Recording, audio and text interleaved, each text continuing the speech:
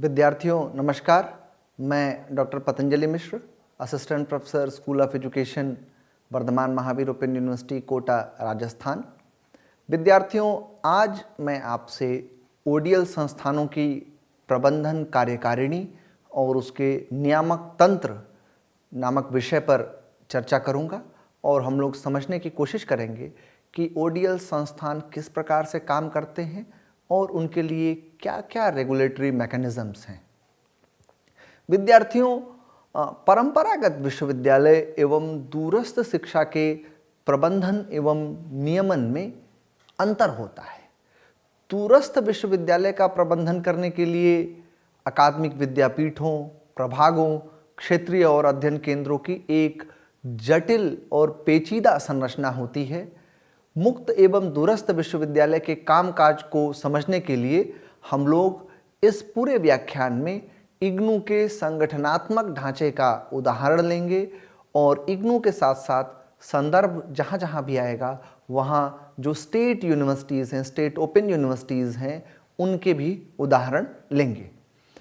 इस संरचना मतलब जो इग्नू की संरचना है, इसका लगभग सारे जो स्टेट ओपन यूनिवर्सिटीज़ हैं वो उसका अनुसरण करते हैं। इग्नू की स्थापना इग्नू अधिनियम 1985 के अनुसार विभिन्न निकाय इसके प्रशासन का हिस्सा हैं।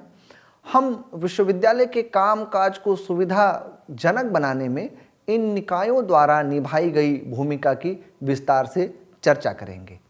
ये निकाय जो महत्वपूर्ण भूमिका निभाते हैं इग्नू या किसी भी राज्य मुक्त विश्वविद्यालय के प्रबंधन में, उसमें प्रबंध मंडल जिसे हम लोग बोर्ड ऑफ मैनेजमेंट कहते हैं, एकेडमिक काउंसिल, अनुसंधान परिषद, योजना मंडल, अध्ययन विद्यापीठ अर्थात स्कूल्स ऑफ स्टडीज़ और वित्त समिति, ये 6 ऐसी स्टैट्यूटरी निकाय हैं जिनकी भूमिका अत्यंत महत्वपूर्ण होती है। एक एक करके विभिन्न निकायों की भूमिका को समझने का हम प्रयास करेंगे।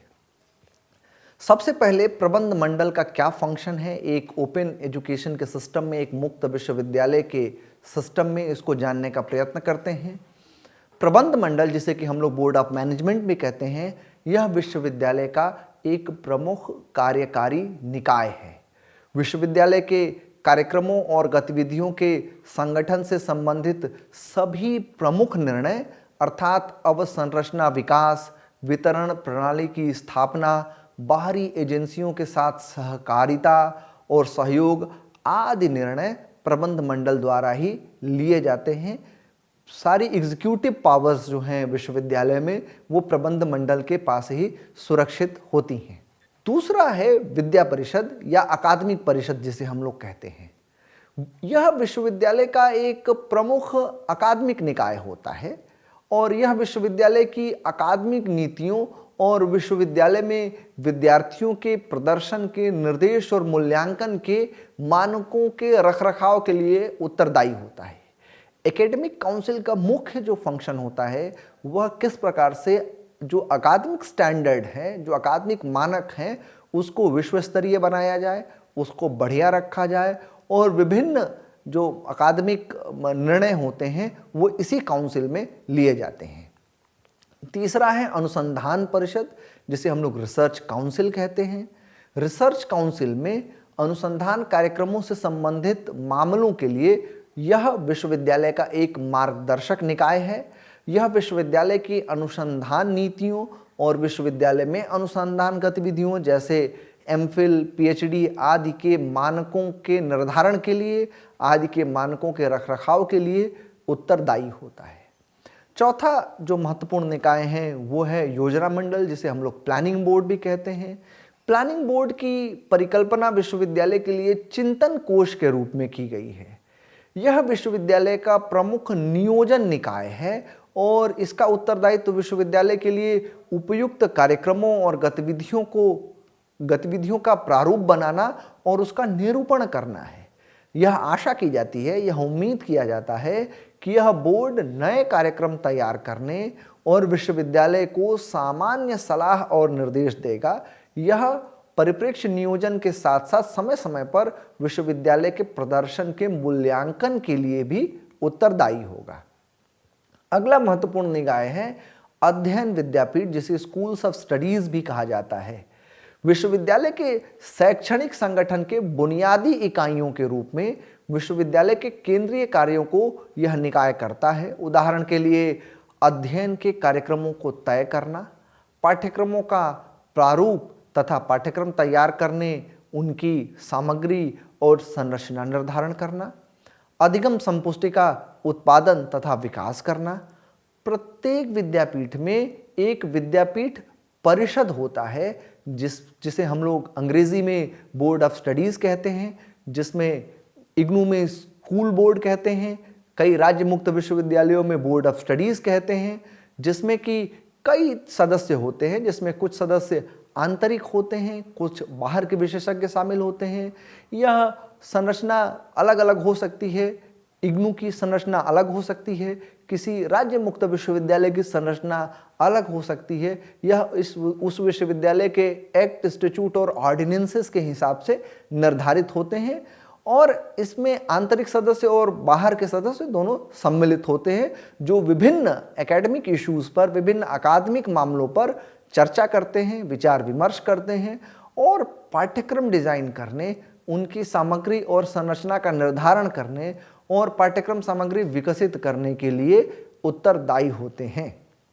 यह बोर्ड विशेषज्ञ समितियों की सलाह पर पाठ्यक्रम संरचना के अनुसार पाठ्यक्रम को भी अनुमोदित करता है और इस विद्यापीठ परिषद से अपेक्षा की जाती है कि वह अधिगम सामग्री के विकास और तैयारी की विधियां, पहले से ही लागू पाठ्यक्रमों का संशोधन करने और कार्यक्रमों के वितरण की व्यवस्था की समीक्षा करें और उसमें लगातार आवश्यकता अनुरूप सुधार करते रहें। अगला जो निकाय है वो है वित्त समिति, जिसे हम लोग फाइनेंस कमेटी कहते हैं।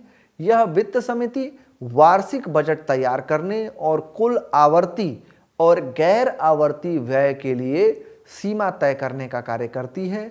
यह प्रबंधन बोर्ड द्वारा विचार किए जाने से पहले ग्रेड के संशोधन, आय सीमाओं का उन्नयन आदि से संबंधित प्रस्ताव पर विचार करता है। यह वित्त अधिकारी द्वारा तैयार विश्वविद्यालय के वार्षिक खातों और वित्तीय अनुमानों पर विचार करता है, इससे पहले कि वे प्रबंध बोर्ड में प्रस्तुत किए जाए, बोर्ड ऑफ मैनेजमेंट में प्रस्तुत किए जाएं।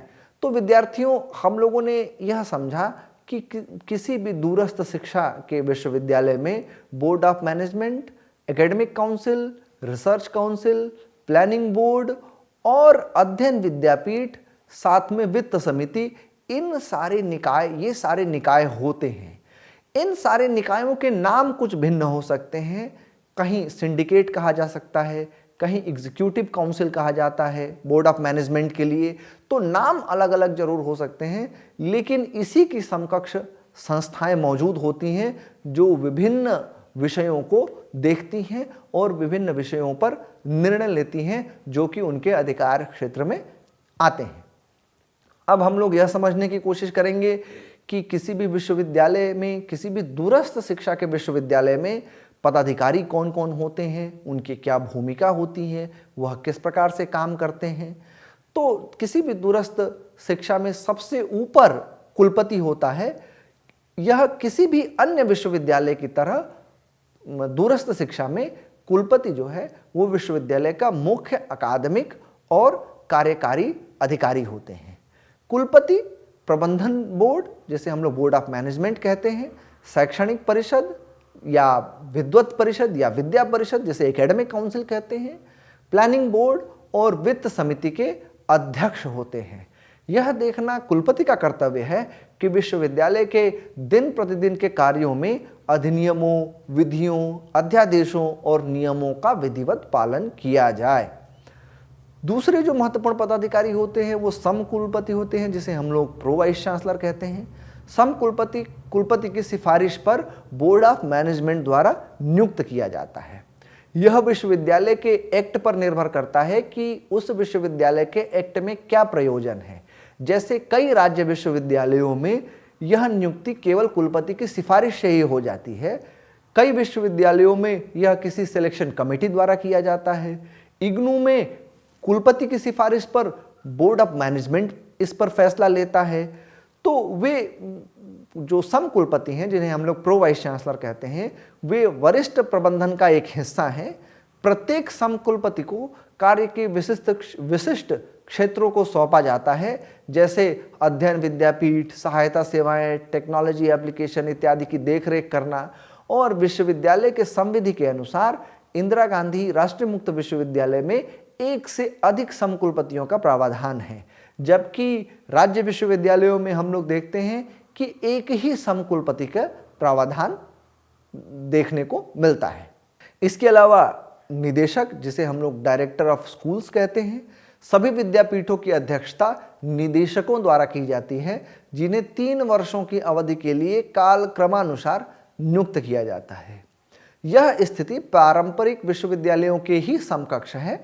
अध्ययन विद्यापीठों के अलावा वहाँ अन्य प्रभाग इकाइयाँ हैं। एक कार्यात्मक क्षेत्र के लिए उत्तरदायी प्रत्येक क्षेत्रीय सेवाएं, अकादमिक समन्वय, अनुसंधान इकाई आदि, और उनमें से प्रत्येक एक निदेशक के नेतृत्व में होता है। विद्यापीठों और प्रभागों के निदेशक प्रशासनिक और वित्तीय दोनों शक्तियों का उपयोग करते हैं। उनकी प्रशासनिक शक्तियां आमतौर पर उनके संबंधित विद्यापीठों, प्रभागों में काम करने वाले कर्मचारियों के संबंध में पर्यवेक्षी होती हैं। वे विद्यापीठों और प्रभागों को सौंपे गए कार्यों और कार्यों के निष्पादन के लिए भी उत्तरदायी होते हैं। इसके अलावा कुलसचिव की भी भूमिका महत्वपूर्ण होती है। कुलसचिव विश्वविद्यालय के रिकॉर्ड और संपत्ति का संरक्षक है। उसे नोटिस जारी करने, बैठकों को बुलाने, सभी विश्वविद्यालय के जो सभी निकाय हैं उन निकायों के एजेंडा और मिनट तैयार करने के लिए सचिवीय सहायता प्रदान करते हैं। वह सभी बाहरी एजेंसियों और संगठनों में विश्वविद्यालय का प्रतिनिधित्व करता है। वह सचिवीय और प्रशासनिक कर्मचारियों के लिए अनुशासनात्मक अधिकारी भी है। इसके अलावा इग्नू की यदि हम लोग जहाँ तक बात करते हैं तो इग्नू के 3 प्रमुख परिचालन प्रभागों, विद्यार्थी नामांकन प्रभाग जिसे हम लोग एसआरडी कहते हैं, विद्यार्थी मूल्यांकन प्रभाग जिसे एसीडी कहते हैं, और सामग्री उत्पादन एवं वितरण प्रभाग जिसे एमपीडीडी कहते हैं, के लिए भी रजिस्ट्रार हैं। ये विभाजन में क्रमशः प्रवेश, परीक्षा और सामग्री उत्पादन और वितरण के मामलों को देखते हैं। इग्नू के अतिरिक्त यदि हम लोग राज्य मुक्त विश्वविद्यालयों की स्थिति देखें तो सामान्यतया वहाँ रजिस्ट्रार, कुलसचिव शासन से नियुक्त किया जाता है। शासन से जो प्रशासनिक सेवा के अधिकारी होते हैं उनको ट्रांसफ़र के आधार पर, स्थानांतरण के आधार पर नियुक्त किया जाता है। वो जो कि सचिवीय और प्रशासनिक कर्मचारियों के लिए अनुशासनात्मक अधिकारी का भी कार्य करता है, और बाकी सारे कार्य जिस प्रकार से इग्नू में होते हैं उस प्रकार से उन राज्य विश्वविद्यालयों में भी संचालित किए जाते हैं। वित्त अधिकारी जो है वो विश्वविद्यालय की संपत्तियों और निवेशों का प्रबंधन करता है। यह उसकी जिम्मेदारी होती है कि किस प्रकार से संपत्ति को देखा जाए, संपत्तियों को रेगुलेट किया जाए, किस प्रकार से निवेश का प्रबंधन किया जाए, कहाँ निवेश किया जाए जिससे विश्वविद्यालय को आर्थिक लाभ हो। यह सारे कार्य वित्त अधिकारी के निर्देशन में ही संचालित होते हैं। वह विश्वविद्यालय को अपनी वित्तीय नीतियों पर सलाह देता है और यह सुनिश्चित करता है कि वित्त समिति द्वारा आवर्ती और गैर आवर्ती व्यय के लिए 1 वर्ष के लिए तय सीमाएं पार नहीं की जाए। वह वार्षिक बजट तैयार करने के लिए उत्तरदायी है और विश्वविद्यालय के नकदी और व्यय पर निरंतर निगरानी रखता है। वित्त अधिकारी इग्नू में नियुक्त किया जाता है, जबकि विभिन्न राज्य विश्वविद्यालयों में वह प्रशासनिक सेवा के जो वित्तीय अधिकारी, वित्तीय कैडर के जो अधिकारी होते हैं वो ट्रांसफ़र से आते हैं और वो सारे कार्य वैसे ही संचालित करते हैं जो उस विश्वविद्यालय के एक्ट द्वारा अधिनियमित किए गए होते हैं। अब हम लोग यह समझने की कोशिश करेंगे कि मुक्त एवं दूरस्थ शिक्षा तंत्र की उपव्यवस्थाएं क्या हैं, वह किस प्रकार से काम करते हैं। तो अपने कार्यों को करने के लिए मुक्त एवं दूरस्थ प्रणाली को उप प्रणालियों के साथ कार्य करने वाली प्रणाली के रूप में देखा जा सकता है, समझा जा सकता है। यह 4 उप प्रणालियाँ जो हैं वह पाठ्यक्रम संरचना और विकास, विद्यार्थी सहायता सेवाएं, उत्पादन और सामग्री का वितरण और प्रबंधन और प्रशासनिक सहायता, यह 4 हैं। एक एक करके हम लोग विश्लेषित करेंगे और यह देखने और समझने की कोशिश करेंगे कि किसकी क्या भूमिका है। जहाँ तक पाठ्यक्रम संरचना और विकास और वितरण का सवाल है, तो पाठ्यक्रम संरचना और विकास के लिए अध्ययन विद्यापीठ उत्तरदायी होते हैं। अकादमिक परिषद, जिसे हम लोग विद्वत परिषद कहते हैं, ने कुछ विषयों को विभिन्न अध्ययन विद्यापीठों को सौंपा होता है, जिसमें उन विषयों के संकाय सदस्य हैं। विद्यापीठ के संकाय सदस्य विश्वविद्यालय के भीतर और बाहर के क्षेत्र के विशेषज्ञों को सम्मिलित करके कार्यक्रम को संरचित, विकसित और वितरित करते हैं। ऑडियो वीडियो सामग्री विकास को सुविधाजनक बनाने के लिए, जो कि कार्यक्रम का एक भाग भी है, विश्वविद्यालय के पास इलेक्ट्रॉनिक मीडिया उत्पादन केंद्र, जिसे हम लोग EMPC कहते हैं, नामक एक समर्पित विभाग है। अध्ययन विद्यापीठ और प्रोड्यूसर मुद्रित शिक्षण सामग्री का समर्थन करने के लिए, उसको ऐड ऑन करने के लिए ऑडियो और वीडियो कार्यक्रम विकसित करते हैं। साथ ही ज्ञानवाणी, FM रेडियो स्टेशन और ज्ञान दर्शन के माध्यम से शिक्षार्थियों को सहायता प्रदान करते हैं। यही व्यवस्था इग्नू में लागू है। इग्नू के साथ साथ विभिन्न राज्य मुक्त विश्वविद्यालय जो हैं, वहाँ भी लगभग यही व्यवस्था है, थोड़े बहुत परिवर्तनों के साथ। जैसे कि वर्धमान महावीर मुक्त विश्वविद्यालय का उदाहरण ले सकते हैं। वहाँ पर अध्ययन विद्यापीठ है। अध्ययन विद्यापीठ किस स्कूल में कौन सा प्रोग्राम चलेगा, किस अध्ययन विद्यापीठ में कौन सा प्रोग्राम चलेगा, इसके लिए वहाँ एक्ट का प्रोविज़न है। एक्ट में कुछ स्कूलों को कुछ विषय आवंटित किए गए हैं और वो विद्यापीठ वही विषय संचालित करते हैं। इसके साथ साथ वहाँ भी EMPC विभाग स्थित है, जो कि प्रोड्यूसर स्टूडियोज़ और प्रोड्यूसर वीडियोज़ के माध्यम से विभिन्न जो ऑडियो वीडियो कार्यक्रम हैं उनका विकास करते हैं और उसको विश्वविद्यालय के आधिकारिक YouTube चैनल पर प्रसारित करते हैं। इसके अलावा हम जहाँ तक विद्यार्थी समर्थन की बात करते हैं, विद्यार्थी समर्थन एक मुक्त एवं दूरस्थ कार्यक्रम के सफलता की मूल कुंजी है। शिक्षकों की अनुपस्थिति में विद्यार्थियों को स्वयं से समर्थन की आवश्यकता होती है। ODL संस्थानों में प्रवेश पूर्व सूचना, कार्यक्रम और प्रस्ताव पर पाठ्यक्रम, प्रवेश प्रक्रिया, मार्गदर्शन और परामर्श, परीक्षा और परिणाम घोषणा आदि से लेकर सीखने के लिए विभिन्न प्रकार की सेवाएं प्रदान करने की आवश्यकता होती है। विश्वविद्यालय के पास शिक्षार्थी सहायता केंद्रों का एक विशाल नेटवर्क उपलब्ध होता है। विभिन्न शहरों और कस्बों में अधिकतर पारंपरिक महाविद्यालयों और विश्वविद्यालयों में शैक्षणिक मामलों में शिक्षार्थियों की सहायता के लिए परामर्शदाता द्वारा किए गए परामर्श के माध्यम से विशेष रूप से इस उद्देश्य के लिए नियुक्त और प्रशिक्षित किए जाते हैं। वर्तमान में इग्नू के लिए लगभग 67 क्षेत्रीय केंद्र और 1961 शिक्षार्थी सहायता केंद्र कार्यरत है। यह संख्या घटती और बढ़ती रहती है। अपने राष्ट्रीय अधिकार क्षेत्र के कारण इग्नू के क्षेत्रीय केंद्र न केवल राज्यों की राजधानियों में बल्कि विभिन्न भौगोलिक स्थानों को आच्छादित करने के लिए कुछ प्रमुख शहरों में भी स्थित हैं। क्षेत्रीय केंद्रों का एक नेतृत्व एक क्षेत्रीय निदेशक द्वारा किया जाता है, जिसके क्षेत्र के भीतर मुख्य जिम्मेदारी स्थापित नीतियों और प्रक्रियाओं के अनुसार विश्वविद्यालय के प्रयासों को निर्देशित करना है और अपने क्षेत्र में अपने क्षेत्रीय केंद्रों के माध्यम से शिक्षार्थी सहायता प्रणाली के काम का समन्वय करना है। इसके अतिरिक्त शिक्षार्थी सहायता केंद्र, जिसे LSC कहते हैं हम लोग, शिक्षार्थियों को शैक्षिक परामर्श, ऑडियो सुनने और वीडियो कार्यक्रम देखने की सुविधा के रूप में महत्वपूर्ण मानवीय समर्थन प्राप्त होता है। LSCs की स्थापना शिक्षार्थियों की संख्या और उनके भौगोलिक वितरण के आधार पर की जाती है। यहाँ के कर्मचारी इग्नू के लिए अंशकालिक रूप से काम करते हैं और मुख्य रूप से सूत्रधार संस्थान से जुड़े हुए होते हैं जहाँ LSC को स्थापित किया गया है। अधिकांश यह विश्वविद्यालय या महाविद्यालय में रखे जाते हैं। जैसा कि पहले भी मैंने चर्चा किया कि विश्वविद्यालय के पास क्षेत्रीय सेवाओं को प्रबंधित करने के लिए एक अलग प्रभाग है, जिसे क्षेत्रीय सेवा प्रभाग कहा जाता है, रीजनल सर्विसेज डिवीज़न कहा जाता है। विद्यार्थी प्रवेश और पंजीकरण के लिए एक प्रभाग, विद्यार्थी पंजीकरण प्रभाग जिसे SRD, और परीक्षाओं के लिए एक और प्रभाग जिसे छात्र मूल्यांकन प्रभाग अर्थात SED, और अध्ययन विद्यापीठों तथा क्षेत्रीय केंद्रों के साथ घनिष्ठ संबंध, घनिष्ठ संपर्क में, घनिष्ठ समन्वय में काम करते हैं। सामग्री उत्पादन और वितरण विभाग किसी भी मुक्त एवं दूरस्थ विश्वविद्यालय संस्थान की प्रमुख सहायता सेवाओं में से एक है। इग्नू में इस कार्य को करने के लिए सामग्री उत्पादन और वितरण प्रभाग MPDD नामक एक अलग प्रभाग की स्थापना की गई है।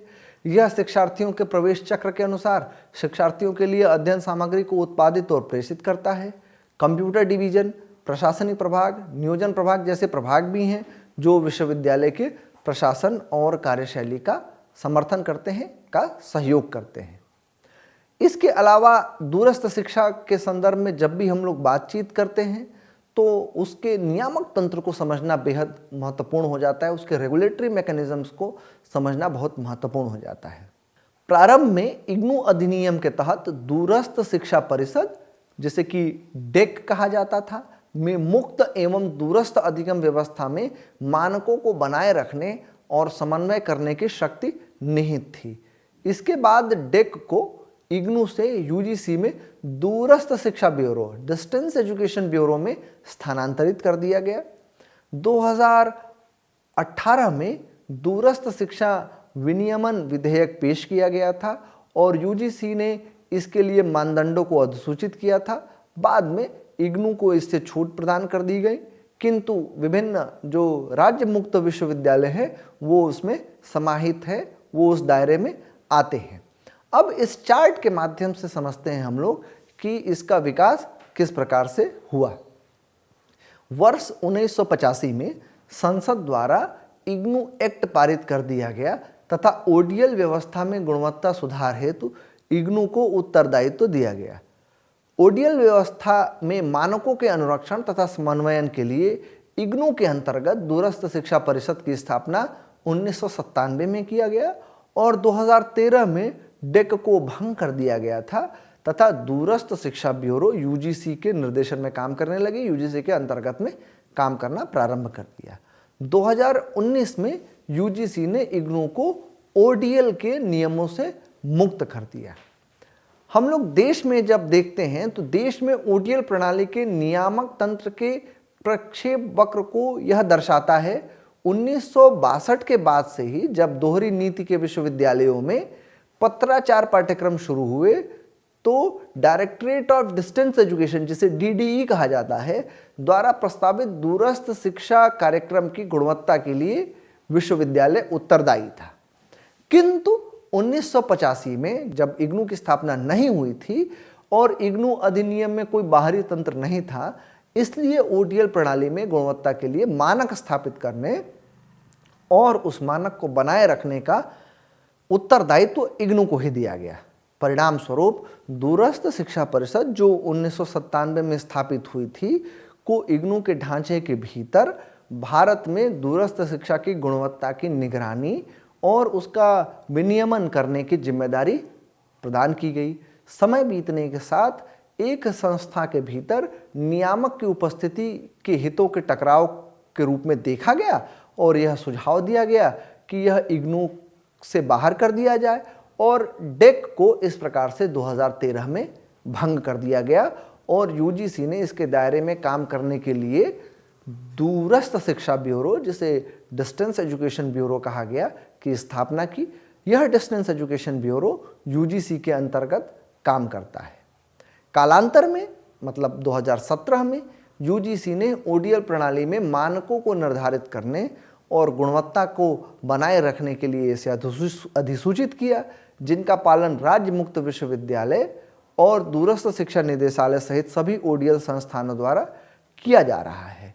तत्समय इग्नू भी इन विनियमों के अंतर्गत आता था। इन विनियमों के द्वारा संचालित होने की बात कही जाती थी, किंतु UGC ने 2019 में इग्नू के जनादेश और भूमिका और संरचना को ध्यान में रखते हुए इग्नू को ODL विनियमों से मुक्त कर दिया।